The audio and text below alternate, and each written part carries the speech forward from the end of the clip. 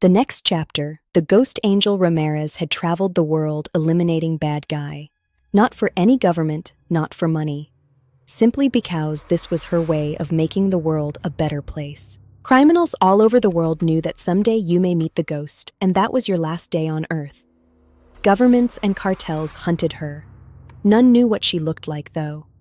Every year on her birthday, Angel would get a new look. She had undergone 15 surgeries since her husband and father had died. She still mourned their loss, but she never let it stop her.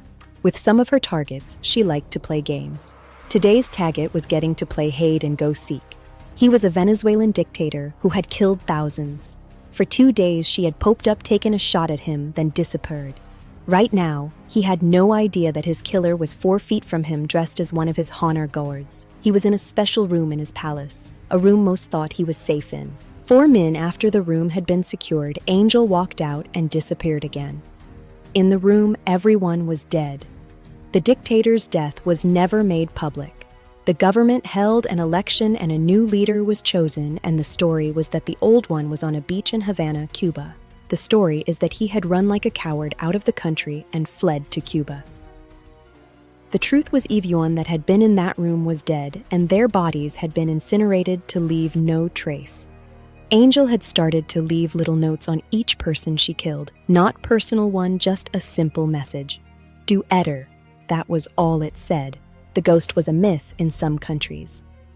Just a story some U.S. diplomat had come up with to scare other countries' leaders. In Russia, the ghost was known to be real after the death of a general who had been raping teenage girls, then making them disappear into a trafficking network. He had been found one morning hanging in his home office minus certain body parts with a note that said, he was scum.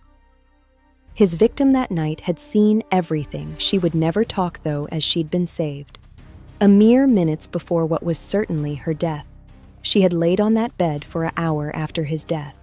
He had violated her over and over in every hole and had chalked her out several times. When Angel had come in, hit time with a taser and pulled him off of her. She couldn't believe it and laid there for a while, believing that she had already died. No words had been spoken. She had came in, killed him and hung him, removed a body part and left. 12 hours later, she was in China, tracking another sadist rapist, L.T. Chow Min of the Red Army.